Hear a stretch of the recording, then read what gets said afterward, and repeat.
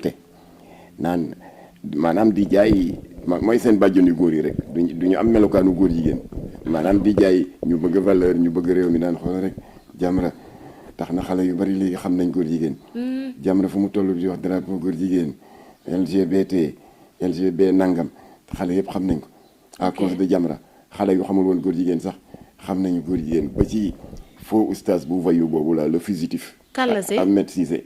ok moom tamit commencé na waaw Makhtar Gueye moo tax ma xam drapeau LGBT moo tax ma xam luy góor jigéen mu ngi leen di defal promotion kon loolu moo dese góor jigéen ñi mooy lii olof di wax ku bëgg a dee wekku combat bi danañ ko mener jusqu'au bout pour di damat ak di daaneel seen propagande satanique bi ngeen di def pour créer lu ñuy wax un renversement de la culpabilité.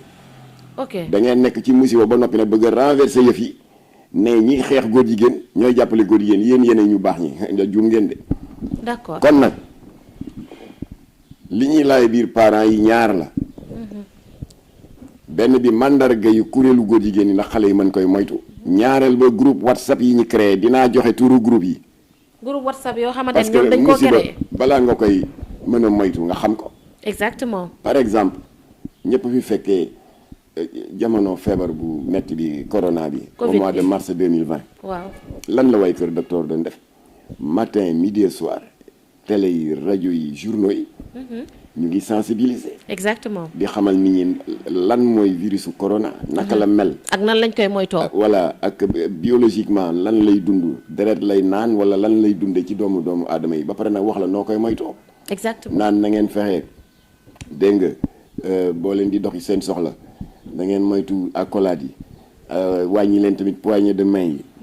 dégg nga nay leen takk masque soo leen doxi seen soxla ba noppi ñibbisi balaa ngeen di lekk raxasu leen ak saabu si le faut ngeen yàlla di ko ak eau de javel et cetera. loolu yëpp yéen taskatu xabaar yi nag ngeen ko tuddee woon les mesures barrières. les mesures barrières bien sûr. loolu la waay kër docteur doon def di leen wax lan mooy corona te bañ leen nëbb dara nag docteur bu nëbb nit ñi corona.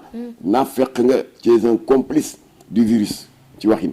ok waaye docteur yi defuñu loolu dañu ubbi yëpp waxtaan ak askan wi wax leen lépp parce que musiba boo bëggee aw askan mucc si. da nga koy wax nu musiba bi mel nu muy bindoo ak nu muy doxee. ok alors loolu nag moo armé citoyens yi moralement ñu daal di wàññi considérablement l'étendue de l'infection parce que docteur yaa ngi doon yee nit ñi. d'accord waaw léegi ce fléau là di. góor jigéen affaire góor jigéen. waaw lobby yenn ci biir bari doole te di lëkkaloo ak seeni taalibe yi ne fii. te ñu bëri fi loolu nag. waaw ñoom dañu am ay moyens technologiques. di jaar ci jumtuwaay yu xarala yi. mooy les réseaux sociaux di réseaux sociaux yi di impacter sur la conscience de la couche la plus fragile. muy les jeunes foofu la ñuy jaar pour yàq suñu njaboot. pervertir leen détruire leen. te dañuy am ay groupe WhatsApp Mame Makhtar. plus même alors bu ko defee suñu procureur yu xarañ yi Ibrahima Ndoye Saliou Dicko li ñuy ràññeeku yëpp ci xeex. contre les contre-valeurs mënaluñu dara.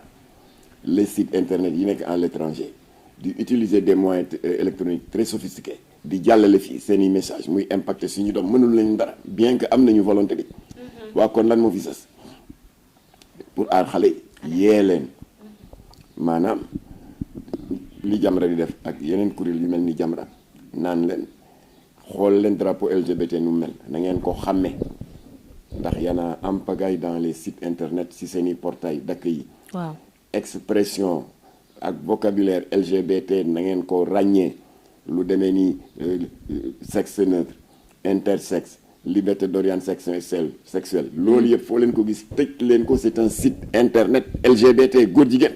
d'accord loolu la ñu dëkkee te mu ngi jur njariñ.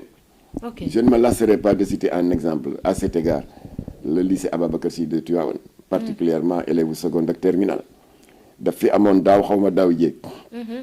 benn prétendu ONG dañ leen di mandaté rek ñëw fa école ba di baaxlu ne dañu bëgg a organiser un séminaire financé ko yee xale yi sur les violences en milieu scolaire. ok collectif ak xale yi rafetlu ko les dirigeants de l'établissement la rafetlu ko waaye jouru démarrage du séminaire bi yàlla weer leen.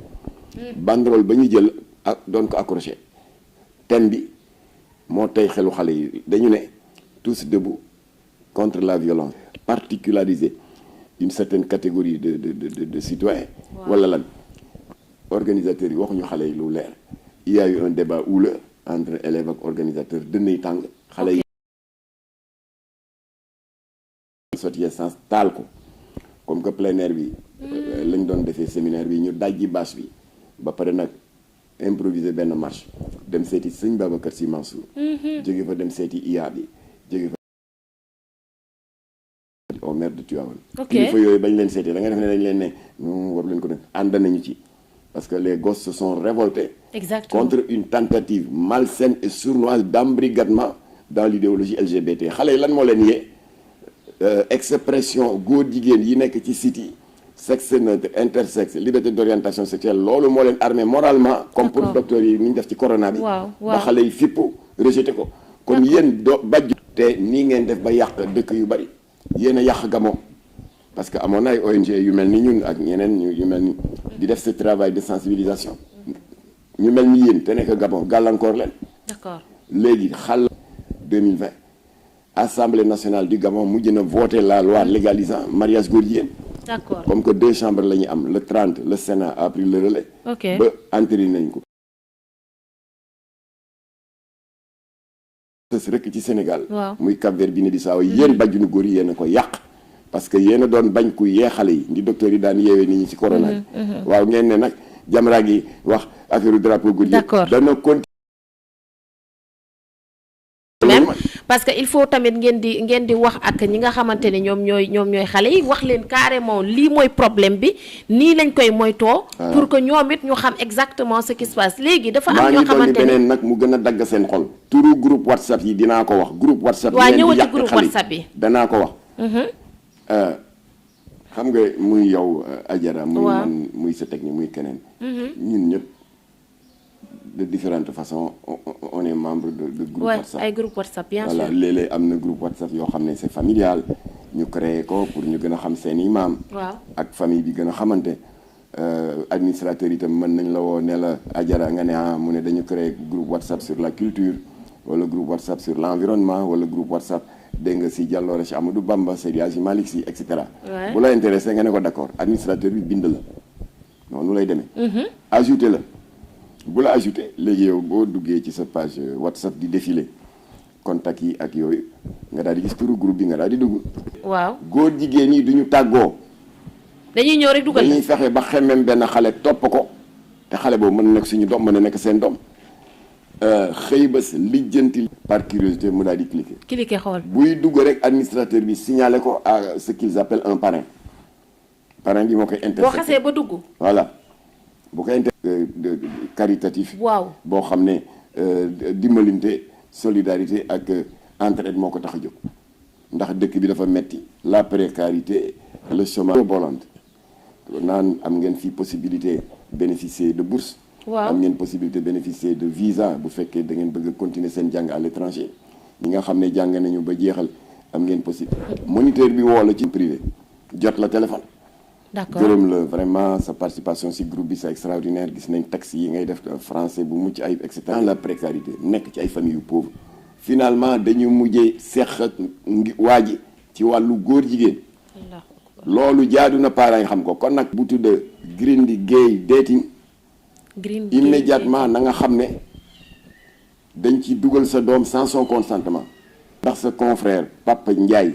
le chroniqueur judiciaire de Walfadjri. waaw daf ma invité woon keroog benn matinal ma wax fa lii ma la wax nii alerté sur le groupe démoniaque créé par des homosexuels nigériens. te mu tudd Green Gay Dating plus de 8000 membres. waaw ma dénoncé ko wax ne foofu la ñuy jaar xale yi waaye émission ba jeex vers peut-être heure takkusaan. nous avons reçu information que am na 150 et quelques. dañ ko arrêté dana continuer. bien sûr ñuy wan xale yi drapeau LGBT. dinañu continuer di leen wax les expressions yi nekk ci site LGBT yi intersexe bàyyi leen ko. boobu rek la bëgg a def un renversement des rôles mel ni di baaxlu. waaw di bëgg a sàmm valeur te fekk vous êtes des incarnations du diable et des contre-valeurs. et que ñoom ci boppam ñoom du continuer day continuer xeex bii day continuer ba sa cappaandaw la. sànq laa dégg ne un pédophile bu bokk ci yéen. waaw jàpp nañ ko da daan yàkkataan ay talibé. waaw xeex bi day continuer de. d'accord alors aussi tamit ci combat bi nga xamante tey est-ce que duñu am tiitaange par rapport bu demee ba ca cëppaandaw ga wala ñu ciy dégg ay tur yoo xamante ni aussi xàmmee nañ leen ràññee nañ leen ci ay secteurs yoo xamante ni peut-être lañ doon wane ak li am bokkul. ma daan baamtu muy magum waxoon naa ko moo gën magum xamoon naa ko ndax boo xamee te waxoo amuloon nit ñi benn njariñ waaw kon.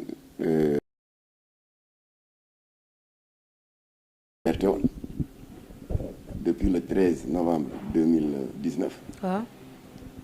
te fi ñu kii ñi alerté il est vivant mu ngi ñii di ñu dégg il l'a confirmé il y a 3 waaye secrétaire général gouvernement bi kii ministère bi Ibrahima Sakho moo ma woo parce que effectivement dama jógee ci ay plateau maa ngi ko commencé woon di code pénal bu xaraamal ngóor jigéen et xaraamal ngóor jigéen et que sur cette base là Sénégal vraiment mu ngi aar ay valeur am ba pare di aar ay valeur am ba pare di ma ko waxe peut faire preuve d'hypocrisie jaar ci suuf naan borom ñaari faire preuve d'hypocrisie jaar ci suuf naan borom ñaari tur yi ñëw leen ngeen jël seen récépissé. ok. alors loolu waxoon ngeen jël seen récépissé. ok. alors loolu waxoon naa ko mais bi ma secrétaire général bu ministre de l'Intérieur woowee waxuma tey date bi ma la recevoir di le 13 novembre 2019 maa ngi doog a boucler ren sama 3 ans à la tête de ce ministère. et ma ne ko jërëjëf monsieur le ministre à la tête de ce ministère. et ma ne ko jërëjëf monsieur le ministre waaye quand même xam nga ni ndax Jamra xaw na fee yàgg nous sommes sur le terrain nous sommes sur le terrain du combat de la protection des valeurs. d'accord depuis mois de février 19 combat comme que nee nga mosuloo xaatim récépissé di ko jébbal borom ñaari tur yi bravo waaye man dama ne fii nga toog institution bi nga toog mu tudd ministère de l'Intérieur du Sénégal. présidentielle bi qui s'appelait CAP 21 convergence des actions autour du président de la République pour le 21e siècle. Rahmatullah des actions autour du président de la République pour le 21e siècle. Rahmatullah Ali Iba Der Thiam ne ko coordonnateur bi man la jëloon tabb ma porte-parole pendant 12 ans ma yore leen Nguy Ndiaye nag Ablaye Wade dem yéen seen nguur bu Macky Sall la ñëw ma yore leen Nguy Ndiaye nag Ablaye Wade dem yéen seen nguur bu Macky Sall la ñëw yokk karaw ci xar mi daal di yokk 7 waaw 7 si nguuru Macky Sall ak karaw ci xar mi daal di yokk 7 waaw 7 si nguuru Macky Sall ak 9 association góor jigéen ak lesbienne ci nguuru désastreuse de ces récépissés yoo xam ne des groupuscules homosexuels malhonnêtes ñu ngi koy utiliser di escroquer ay ambassades groupuscules homosexuels malhonnêtes ñu ngi koy utiliser di escroquer ay ambassades di fa am ay visa di ko jaayaat benn 2 millions yooyu yëpp ku ñuy wax fa am ay visa di ko jaayaat benn 2 millions yooyu yëpp ku ñuy wax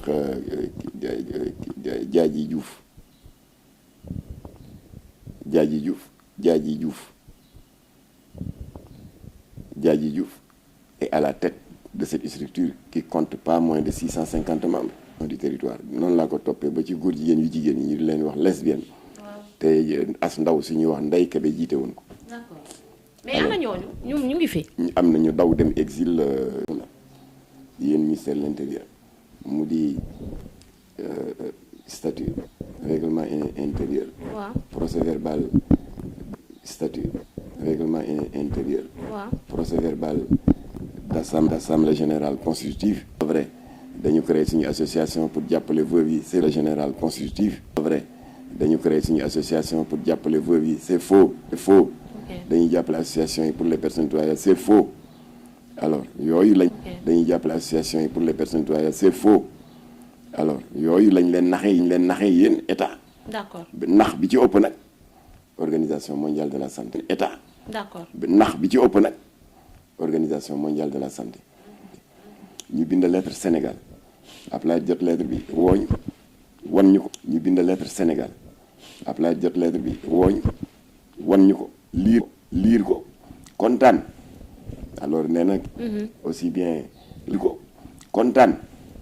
Alors nee na aussi bien la communauté chrétienne que la communauté musulmane. Alors waxuma ne nag chrétienne que la communauté musulmane. Alors waxuma ne nag vagabondage sexuel amu fi am na waaye néew na. looloo waral ñun on a même pas sexuel amu fi am na waaye néew na. looloo waral ñun on a même pas. kon l'État pas complice alors mu ne ma nag waaw complice involontaire. ok kon l'État pas complice alors mu ne ma nag waaw complice involontaire. ok mu ne ma léegi dernière question ñun balaa ñuy joxe récépissé dernière question ñun balaa ñuy joxe récépissé mu parence lu ñuy joxe récépissé mu parence lu ñu jëflanteeg état. mu parence lu ñu jëflanteeg état. bu ñu génnee dañ koy rendre compte ñu jëflanteeg état. bu ñu génnee dañ koy rendre compte opinion bi parce que bu ñu génnee dañ koy rendre compte opinion bi parce que suñu bakken tax ñu jóg suñu ay intérêt ñu bakken tax ñu jóg suñu ay intérêt crypto personnel tax ñu jóg. d'accord mu ne ma d'accord crypto personnel tax ñu jóg. d'accord mu ne ma d'accord kaye ngeen nga de ma ne ko suba. taa bi na woo tête de liste yi ne ko suba. taa bi na woo tête de liste yi au sein de chaque association. convoqué leen ne leen kuy ñëw nga indiwale sa récépissé soo ñëwee mu ne récépissé bi vous l'avez obtenu de manière nébuleuse. ok ñu koy enquête leeragul en attendant jël nañ mesure. góor jigéen. waaw Médina rey nañ fa 25. Kaolack parce que boobu bari nañ rey nañ fa 25. Kaolack parce que boobu bari nañ fa. rey nañ fa 50. ma ne waaw su boobaa parce que yoon fu bakken rote dafa war a jóg ubbi enquête su boobaa bu yoon jógee wax justice su France ak fii suñu bis ñu daal di ànd. justice su France ak fii suñu bis ñu daal di ànd sur la base des accords de coopération yi lié suñu ñaari dëkk. daal di déclencher benn opération bu jur un scandale boo xam moo leen may ñu yaatal enquête bi. ba looloo waral banquier boobu ñu woo ko nee ko sa digganteeg diw un célèbre animateur. mu wane boppam. léegi nag may ñaan askanu Sénégal ñu gërëm ñaanal jàppale le brave procureur Saliou Dicko exprès nga dem wàll ko nit commettre nga un acte criminel. un acte d'autant plus criminel que am na ñoo xam ne mooy technique yooyu góor jigéen yi def di takk ñaari jabar ak ñett di ko mbubboo parce que jabar ak ñett di ko mbubboo parce que te loolu après dolli si waat na ko ci par rapport ak li nga xamante ne waaw dugalaat nañ ko ci dossier bi exact ko ci par rapport ak li nga xamante ne waaw dugalaat nañ ko ci dossier bi exactement parce que le procureur n'était pas soutenu par le peuple procureur bi lii muy def askan wi la koy defal nañ ko soutenu par le peuple procureur bi lii muy def askan wi la koy defal nañ ko ñaanal ko ci jàkk yi di wax nag seen libération fu mu jaar ak yan pression international gay naa international ma ne pression internationale wala pression internationale bu ñu teg état bi fi pression internationale wala pression internationale bu ñu teg état bi fi nekkoon ba tax ñu daat leen libéré Bertrand Delanoë du question tuumal nit wala wax ju ñaaw Bertrand Delanoë du question tuumal nit wala wax ju ñaaw moom moo waxal boppam à la chaîne de télévision privée M6 fa la defee son coming out à la chaîne de télévision privée M6 fa la defee son coming out mooy góor jigéen yi nga xam ne maar nañu ci suspicion yi. ñu maar rek toog jàkkaar comme ni ñoom Adjara def ba lobby yi xam ne procureur bi jàkkaar comme ni ñoom Adjara def ba lobby yi xam ne procureur bii yore dossier bi il n'est pas seul, il est soutenu par son peuple. D'accord. Voilà, criminalisation bi il n'est pas seul, il est soutenu par son peuple. D'accord. Voilà, criminalisation bi ñu ngi préparé un xew bu rëy waaw boo xam ne ñaari effet lay am jàppale procureur bi ba pare waaw boo xam ne ñaari effet lay am jàppale procureur bi ba pare exiger le régime ak waxal seen bopp du waxi Jamra de protéger et de promouvoir les LGBT. waaw Sénégal membre la fa le waaw. parlement sénégalais lan la fay wut ba léegi mag fa ñu dem bindu ci liste électorale yi waaw ànd ak cette masse d'indignation waaw.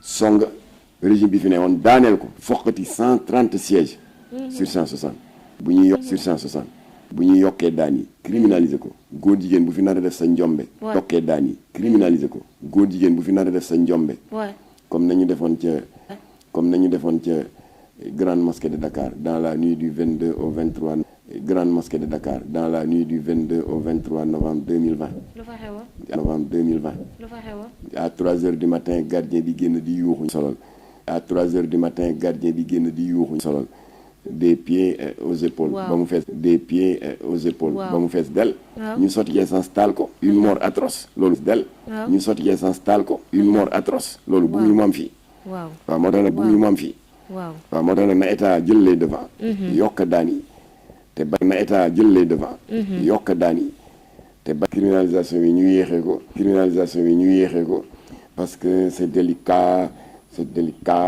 parce que c'est délicat c'est quelque chose qu'on doit étudier parce que sinon da ngay gis benn waay bu am parce que sinon da ngay gis benn waay bu amee 4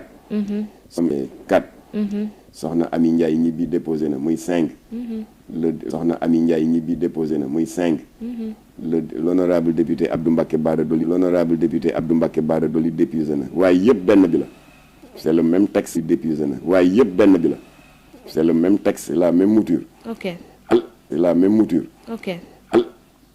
maanaam nga judduwaale am les hormones X ak Y hormone X ak Y maanaam mâle et femelle tolloowuñu maanaam mâle et femelle tolloowuñu notamment femelle bi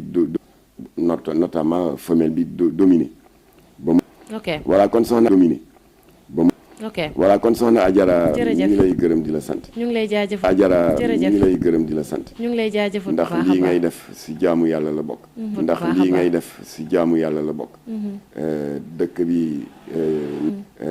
dëkk bi nekk ci jaaxle ka njaqare alors ñu nekk ci jaaxle ka njaqare alors ñu bari xamuñu lu xew ak nu mu demee yéen bari xamuñu lu xew ak nu mu demee yéen ngeen ne bu kenn yee xale yi nañ leen bàyyi ñu nërmeelu ni rek ngeen jekk ne bu kenn yee xale yi nañ leen bàyyi ñu nërmeelu ni rek ngeen jekku leen parce que yéen góor jigéen yee leen yónni rek jekku leen parce que yéen góor jigéen yee leen yónni rek ngeen di jaay naan da ngeen di def yi défendre ay valeur ngeen di jaay naan da ngeen di def yi défendre ay valeur pour que ngeen jekku leen dugal leen ci pax duñ ko nangu. jërëjëf voilà kon nag yàlla na yàlla dëgëral